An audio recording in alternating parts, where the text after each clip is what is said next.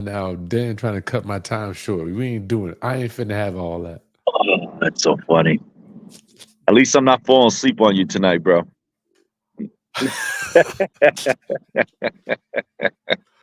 I What can't up, believe Round I Up? did that night. Yeah, I'm like, Dan, wake your ass up. Round Up homies coming into the chat room. Greetings to everybody. It is an honor to be here. Let me make sure this is working here. Uh, yes, we're live. Round Up greetings. I'm Kris Haskins. I'm going to be your co-pilot tonight, hanging out with my good friend Dan Borrero, real estate investor since 1989. What's up, Dan? Honored to be here with you, brother. Like always, man. Sharing the screen with you energizes me. Yeah, I love it, man. It's an honor to be here as well. So, anything sexy happened this week? Oh, before we do that, make sure you guys get registered for my subject to training. It's going to be in below. It's not right now, but it'll be low below in the video description. You can get registered early. Registration will be ending in a few days. Follow Dan Borrero, USA Lands Ventures. The guy's been doing real estate. He's one of my mentors. You need to follow this guy. All right, he knows exactly. If I don't have the answers, he's got the answer. You know, I want to take a step back because Kris is also my mentor. Like we actually mentor each other because there's things that he specializes in that I'm not very good at. And then there's things that I do that Kris, doesn't do as often. So I would say that we kind of mentor each other. Yeah, I Yeah. appreciate it. Yeah, you and your brother too. So, Dan, I wanted to talk about social media first and get your questions in. Tonight is the opportunity that we're live answering questions. Please put your questions in the chat, and if you're one of my members, the members' questions will be answered first. What's going on, brother? Credit cousin, get your questions in. Dan, for people that are, and I don't like to bring real estate people over to social media often because I know it's a big roadblock for some people, as it was for you and as it was for me. I think the problem with social media and anything on the internet coming from a real estate perspective is we can't touch it. That was my problem. But I want to ask you, Dan, can you give the people something? Can you just talk about your experience? Because I just got a deal from just making content. So I got to tell you about this deal we just got. Dan, the guy sends me an email. I'm gonna break it down to the short version. He goes, "Hey, I want to get in touch with Kris and talk to the guy." He says, he says, "I'm selling my property. I already know what you do. I know who you are. I know how you do it. I got a loan. You could take over the payments if you want. If you write me a check for the equity, and I'm gonna let you have it, and I'm gone." I'm sitting to myself like, as I'm talking to the universe and God, I'm like, this is exactly why I do this, because I want to educate our people. And I'm not saying he didn't know this before, but he knows how it all works. So Dan, that would be impossible to happen to be if I wouldn't have had a strong presence on social media. So where do I begin? Um, I understand why a lot of people in the real estate sector, the legitimate people actually do this for a living, that are not making their money from selling courses and things of that sort. And we, the apprehension is that there's so much fabricated or hype out in social media about being a real estate investor. And one Yeah, of I the, finally found out how to tell the truth from the false, Dan. I figured out, Alex Hormozy says how you can tell. well, you tell me. Follow people based on their work, not on based on what they spend. Follow people based on their work. So if I cut on the video camera with Dan Borrero, guess what I'm not going to see? You're What you not spending? you're not going to see me driving in a Ferrari I or spend it. walking on a job site with slippers and shorts on. No, I don't see him. I don't see Dan doing anything. I don't see him spending. Like I do this consciously. I don't want people to see me. I want them to see me investing and working. And so I tell people, don't, if you're going to follow somebody, don't follow the lifestyle, follow the truth.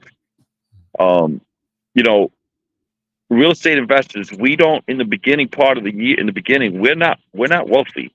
And, I'm actually going to coin this. I lived, and Kris, I'm going to say, I'm sure this happened to you too. During the course of my career, and I've been doing this since 1989. I went from broke, where I was living like I was broke because I was broke. Then I went from broke rich, where I was actually living like I was broke, but I was extremely wealthy on paper. I didn't feel wealthy, but my assets on paper made me look wealthy.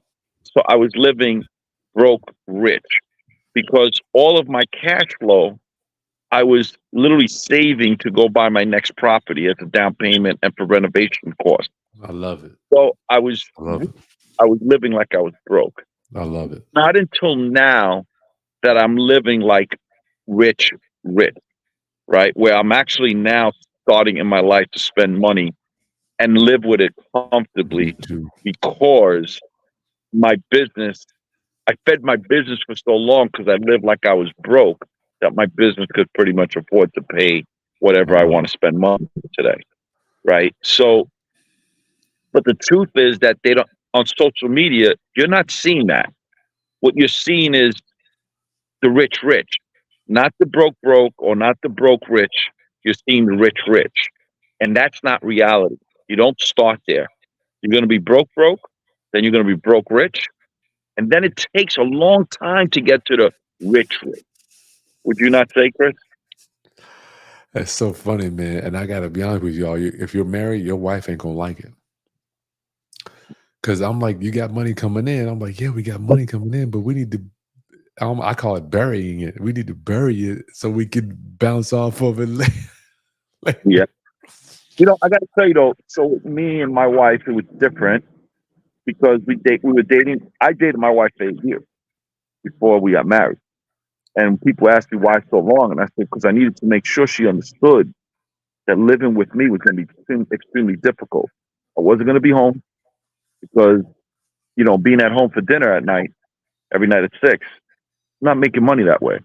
And and I wasn't going to be laying in bed watching the 11 o'clock news with her because I needed to be at my desk to catch up on the work of the work I did during the day and to be ready for the following morning.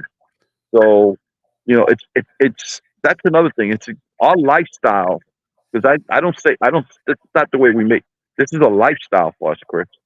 This is literally, entrepreneurs. We're crazy, and anybody who marries us has got to be crazy too and extremely patient. You know, I give So, I give the spouses of entrepreneurs a lot more credit than they deserve because no, living with us is difficult. well, then help us with people that don't want to do social media. Can you just because once again we're getting leads, we're buying houses, we're raising money. If you don't do social media and you don't embrace it, you're going to be left behind. Period. You know, you're going to get taken over by people who are may not even have the skill sets you have or the intelligence you have, but because they're on social media, they're going to get deals where you're going to be left out of. So, case in point, what Chris just said earlier, he got a deal based on his social media activity. So I will let you know, round up homies, because I love you. It doesn't always work like that. In fact, I've been to people's houses, Dan, where they say, "You that social media guy, you do this is that." I'm like, I'm the nicest guy in the world. So I don't want people to think that it's always good because sometimes it's bad too. Yes, it's, but it's a whole lot more good than there is bad. And I'll give you Oh an yeah. example. So I was low balling an offer.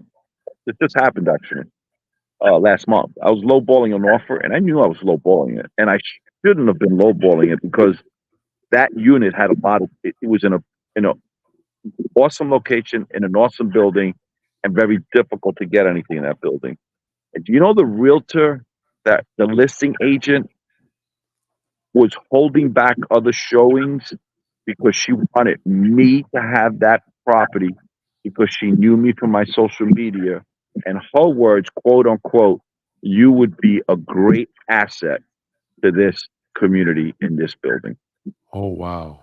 All right, y'all. So I ain't gonna stay here too long. Social media. If you don't want to get on a video, if you don't want to cut the camera on, cut on a mic. If you hate your voice and you think your voice sucks, get out the pen. But there's no excuse. I'm telling y'all, a very wealthy man told me this, Patrick David, 3 years ago. He said, Chris, nope, no excuse for not producing content. video, audio, spoken, written word to And he get your became butt out. boomed on social media. That guy's multi-billionaire right now. Yeah, he's oh man, yeah. So anyway, all right. So I'm that's one. mega million billionaire. Yeah, he's he didn't he buy the New York? Didn't he buy? He's in the New York Bought he Yankees bought now? to the New York Yankees. He's now he brought in some heavy hitters to his podcast where he's paying millions of dollars. It's like this guy's no joke, all because of Yeah. social. Oh, oh. Hey, we got a question here. So Brian Key says, so we need to spend less and invest in assets more. Is that what we're saying? Listen, the truth is this: unless you're born with a silver spoon in your mouth, and mommy and daddy, or you hit the lotto, and even if you hit lotto, right? You know how many lotto multimillionaires? How many people became multimillionaires because they hit lotto, and 10 years later they're absolutely broke, right? Because they were spending it, right? You know, the truth is that Chris and I and other successful real estate investors. And by the way, this doesn't just have to go with real estate. This is any business that you're in. You got to feed your business before you feed your wants. That's Eventually, right. business will be in a position to feed all your wants, but it doesn't happen overnight. You got to feed your business. You got to feed your business with your time.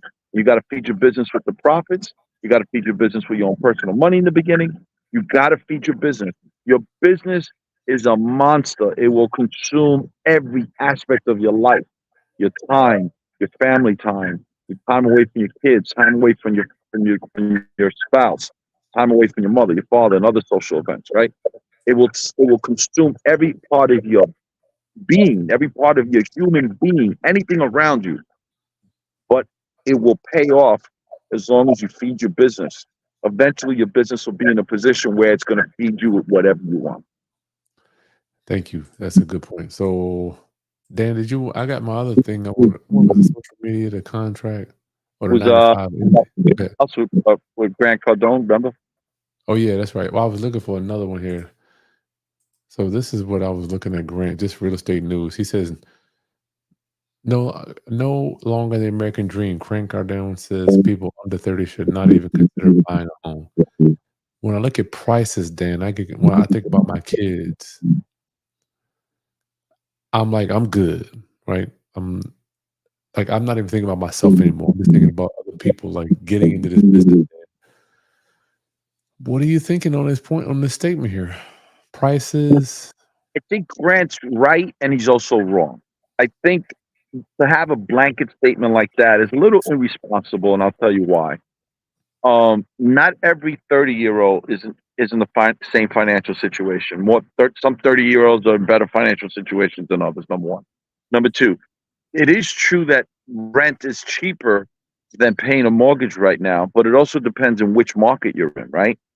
You know, so for instance, the pandemic actually uh, uh, moved forward. So moved forward, working from home it accelerated that whole ideology, right?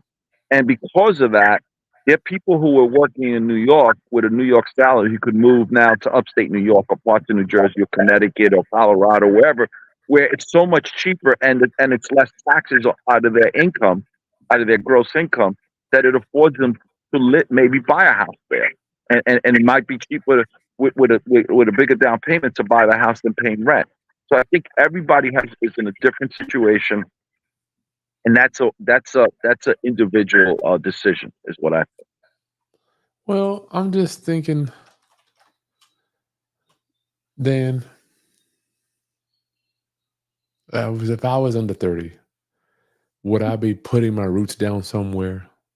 Would I even know that I wanted to stay in this city? Would I, because when I was under 30, I was moving around and I'm looking, I'm like, he's right. I would have been, in fact, me and my wife bought a house when we were in our 20s and then we lost it to foreclosure. So I'm like, is it best to wait to find out where you're going to live That long because term? your 20s, or was that because you weren't financially prepared or did not have the right relationship with money?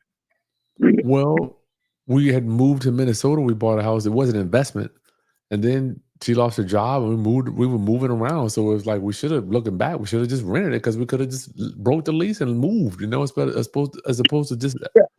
And again, I think that's an individual thing. Look, the reality is I bought an investment property before I bought my own personal home. I actually bought two investment properties before I bought my personal home, right? But that was because that was my goal. My goal was never to actually own a property to live in unless, until I had my kids. And when my wife and I got married, we were renting. We were renting somewhere else, right? I wasn't even taking one of my apartments because I was making more money renting my apartments than paying rent somewhere else. Right, my apartments were in one of those buildings was in a really great neighborhood that I couldn't afford to live in if Hmm. I could pay rent there. So I was in a worse neighborhood, paying lower rent, so that I could afford to buy that building. So I think it's an individual. I think that's a question according to what region you happen to be in. So like if you're in the Sun Belt and you're in your 30s, it's real difficult to buy a house there because you have all these big corporations right now gobbling up all those first time home buyer built properties that normally would have been going for like under 300, but are now going for like close to four, not because they're worth four, but because there's less inventory because you have, you know, Chase Bank buying up those properties, whole communities. You have Blackstone buying whole communities, which is taking all this inventory, forcing these people in their 30s to have to rent rather than buy because they're pushing the prices so much further higher. So I think it's one a regional thing, and I think it's also it's an individual decision based on your income and your situation. Got it. Yeah. Get your questions in for Dan Borrero. I just wanted to know you. Get your questions in, y'all. Get Yeah. your questions in. Get them questions in. Dan, Yeah. um, I was talking to my wife, and I'm trying to relate to the masses, right? And Chris, I say that believe this. you were talking to What'd your you say? wife. You broke up. You were talking to your wife, and Oh yeah, I was talking to my wife, and I want to make sure I try to relate to the masses, especially for my round up family here. And in my mind, like people when you're working full time gig, in my mind, when you get off work, it's time to really work. But she explained to me that the majority of people are kind of burned out by the time they get off. They're drained, and it's like they need to do something to recharge themselves. And I'm just trying to figure out where is there a middle ground for this to say have a life, but then figure out how to do some work when you get off. I'm like, this gotta be there is no middle life if you want to be an entrepreneur. damn That's just the come on, Chris. Am I lying? rough. Am I lying? That's why I'm asking you. I'm like, I'm trying to figure it out. Because here's what I'm trying. I mean, some people have great jobs and they're happy, but they still want to. It's like it doesn't overlap. We're trying to figure out how does it. It's impossible to have a 9 to 5 job, have a family, start a business, and have a middle ground. It's not going to happen. We sleep 6 hours a day minimum. Between your bathing and hygiene and getting your clothes ready and everything else, that's another hour and a half. So now you're down to set. You took 7.5 hours away. You need travel time to get to work. That's another hour minimum. So now you're 8.5 hours. Let's say 9 hours. Then you're going to work 8 hours, right? 17. You're at 17 hours. That only leaves you 7 hours to spend time with your wife, your kids, and work on your business. Something's got to suffer. Something gonna suffer. Something's got to suffer. So, in my case, I made a decision that I was going to have to sacrifice the quality of my life to achieve my goal. I don't know anybody who is extremely successful that at one time or another did not do that for many years. Do you, Chris? I don't. Yeah. I So don't. there is no middle ground if you want to work 9 to 5, have a family, and also start a business. There is no middle ground. I can tell you Wow. it's impossible because hundreds of thousands of people have done it successfully. And they're thankful for having done it because their kids went to better schools. They were able to buy nicer houses in nicer neighborhoods. They were able to then, vacation with their kids. They made up for it later on. But the Yeah. reality is that it's possible, but there is no middle ground. That's the honest to God's truth. All right, y'all. You're hearing it from the horse's mouth here. Get your questions in. Dan Borrero up in New York City investing in man. I think that's incorrect because you've lived that life as well. Oh yeah, I was. Oh yeah, but my wife almost left me. My wife almost left me because I was living in. I was buying real estate, right? She was. I know she. Well, she's like this dude buying houses, but we ain't living no better. Yeah.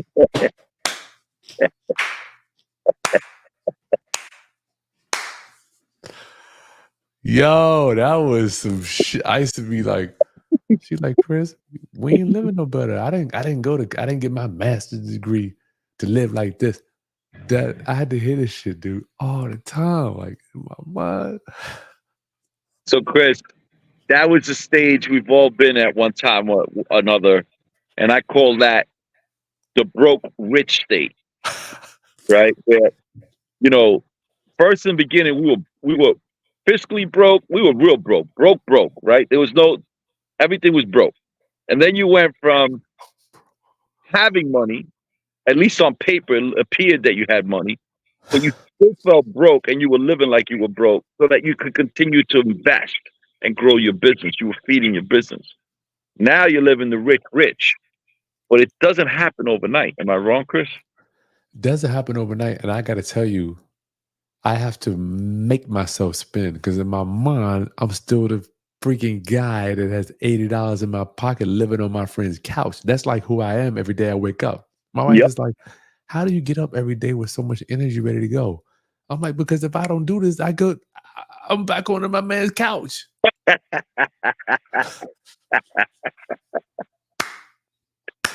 The fear of being broke. It's the fear of being broke. Uh, Teach your kids the importance of credit. That's right. We added our kids to our credit cards. Thank you for that one, Brian Keith.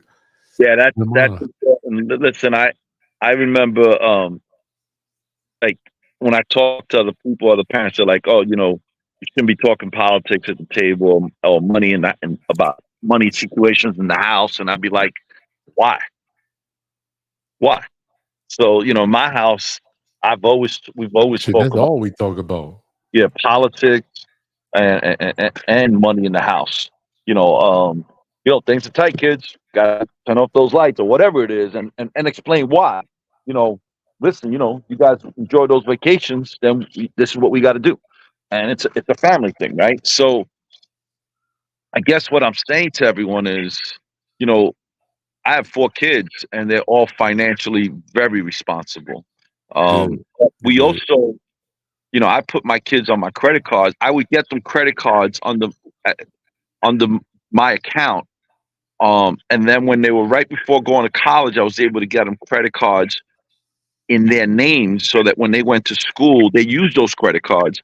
The bill always came home and I paid for it because that's what I would tell them. Listen, when you go buy your groceries and your books, use these credit cards. It still came home. Dad was paying for it, but it was building up their credit.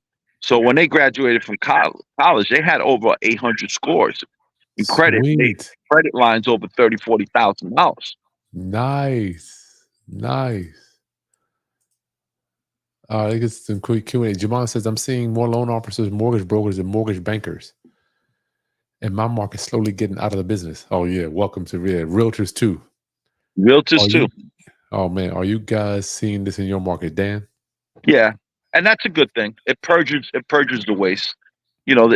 Every business goes through that, and it gets rid. Look, I mean, a few years back, if all you have to do is breathe, and you could sell a house. Now they got to work. Now realtors have got to work. Now you see who the real realtors are, They don't which want is to do a that. which is a good thing. The realtors that pull through the storm are going to be the great realtors when the feast comes back. When everybody has money again and everybody's spending money like crazy again, buying houses, those realtors are going to be making even more money because they weathered the storm and they've sharpened their skill sets. Dan, Jamal, I want to stay here for a minute. I personally have to convince myself. I remember in 2008, 9, 10, 11. And Dan can go back before that.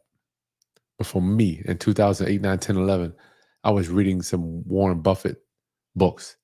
And he always said, The best entrepreneurs run two problems while everybody else is running away from problems. Right? That was it's in my mind. I'm like, I will wake up every day, Chris. You gotta run to problems. You gotta run to problems. Gotta run. I mean, Dan, I just, dude, this is my. It was just playing in my head. Talked about this, man, like you and I remember like we solve problems. That's what we do. The most successful entrepreneurs are the problem solvers. Think about this. Sometimes the best entrepreneurs are entrepreneurs that solve a problem that we don't even know that we have. Let's take Apple phones, for instance.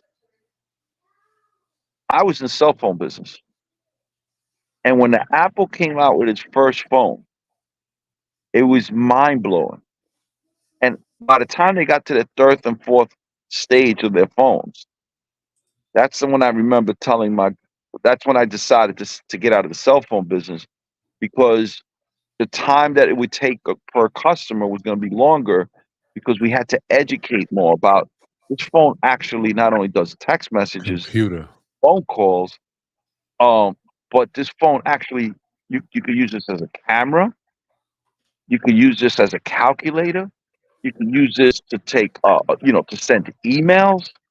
Like, did the American people understand that we needed this? No, but Steve Jobs realized we needed it, and he solved the problem before we realized that we even had a problem. He changed the entire universe. I mean, with these phones, Chris, we could do anything, right? We could sign contracts while we're away. You could be away on vacation and make a deal happen. Wow. That's crazy. All right, we got a question here. So you saying that to say, Dan, what regarding his question was regarding people getting out of the business. You talking about being an entrepreneur and running to the problem? Yeah, look, I was speaking to a realtor who said, listen, I'm going to get out of the business because I used to do, 12 deals a month, and I'm lucky if I do 3 now. And she said, and I said to her, you should get out of the business. And I said, she was like that. And I says, I'm not trying to be offensive. I said, but I remember 3 years ago I came to you. You had a deal on the market. You didn't want to deal with me because I was an investor. You said the investors are tough to deal with. All you want to do is lowball offers and everything else. I said, but when this business gets bad, the investors are saviors. And instead of you having taken out the time to make a relationship with me, you you found it insulting. I says, you don't deserve to be in this business. Ooh. I said, so if you want to leave because now you're only doing 2 deals a month instead of 12 deals a month, you should leave, because that means you're the person you want to show up to work and want the deal thrown on your table. Mm, I said the real realtors are the ones out there who are actually making shit happen. Look, that's right. 20% of the realtors sell 80% of the real estate in the United States of America. You You know what? told me that. Because 20% are the ones that actually work, and that goes You across told me every that. single industry. So yeah, we can move on. But yeah, that's funny you say that, Dan. We will be buying when everybody else is not. When We everyone will else be. is too scared, and we look at it like it's opportunity. Chris, I've said this to you. We're like firemen. When everybody's running out of the fire, even the rats, we're running in. We are Kwame, we are peace the and blessings. saviors. I'm going to purchase your land trust document packet. Thank you so much, my friend. Do you recommend any title companies in New Jersey that will record? Dan, you got a title company that understands how to do trust in Jersey? Um, I do, but I don't really like. I I've know it's hard. I know it's recommended private companies. I fight with them every single time with their fees. I'll give you the story. I just sold that property in Brooklyn last month. yeah. Do you know they would not send me, although I asked them for a preliminary HUD 3 weeks before. When they first got the contract, I asked them for preliminary HUD. Every 3 or 4 days, I kept sending them an email. I want a preliminary HUD. 2 days before the closing, they sent me the preliminary HUD. When? I said, I'm not closing. When? 2 days before. They A said million dollar transaction, they will give you 2 days to think it over. 1.25 million. And I says, I'm not closing. They said, well, we're going to put a lien on the property because we did the work. I said, not a problem. I'm going to pay you for all your searches, even though you're robbing me. I'm not getting the title policy to you. And after I pay you, I'm gonna sue you for the overcharges. But because I'm paying you for the searches, I'm entitled to that because I'm giving it to the next title company. Wow. Well, do you know how much they took off in fees? Huh. Take a wild guess. $3,000. $12,000. $12,000. $12,000. What was the problem, Dan? Why do these people? I'm like, they want to give me a HUD an hour before I walk into it. I got a $500,000 house I'm selling. They want to give me an hour to look over the an hour before I get there. Because once they have you, because time is of the essence then, especially if there's mortgages involved. In my case, there were no mortgages. That's what helped me. If there was mortgages involved, I would have been screwed. But like I said to her, I says, there's no mortgage involved here. It's a cash buy, and my title's clean.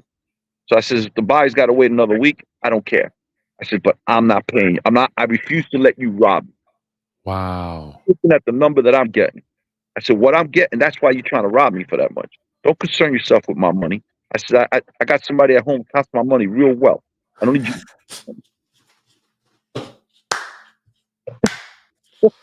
Only here tonight on Sunday nights do y'all get this raw Dan Borrero. Give him a follow, USA Land Ventures on YouTube. Give me a follow too on here. Dan, I know you got to get out of here 30 minutes. We got a bunch of questions. We'll get to these questions another day. Take one more question, man. Take another question.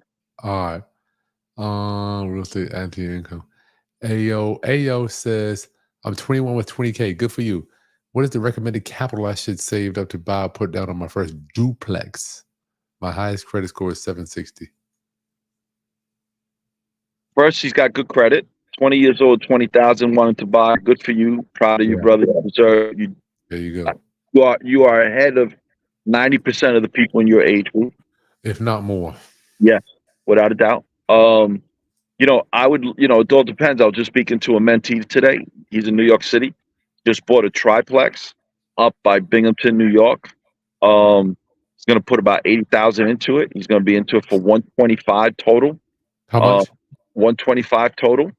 A triplex for 125? After renovations, right? It's in Binghamton, and he's already spoken to and reached out to Section 8 department for that area. They're willing to pay $1,550 per door. He's going to have about $4,650 per month. His mortgage, after he refinances, because he's going to do the burr on it, right, is going to be about $1,200 a month with a 75% cash out. So is that E doing that deal?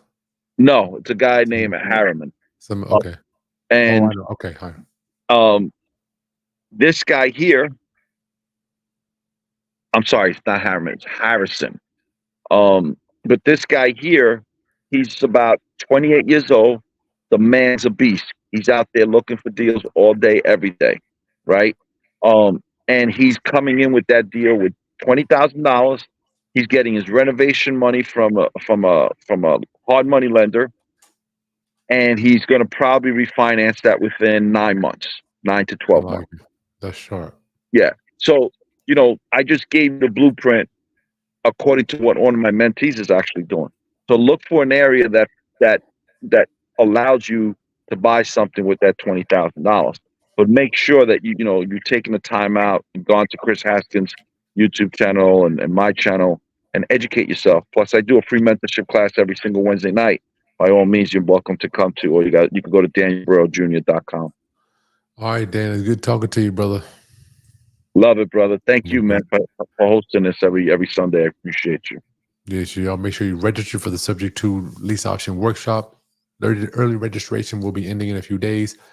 And I'm coming to New York in July. Make sure you stay tuned. We're going to do a lunch and learn. Dan and I are putting it together. So I would love to meet you if you're in the New York. We're probably going to be in the Newark area to get y'all out of the city. Or you think we wouldn't do nothing in the city, will we?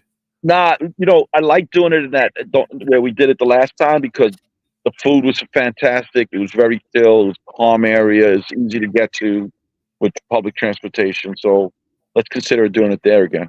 Okay, cool. All right, guys. I'll see you soon. Round up. Peace. Good night, everyone.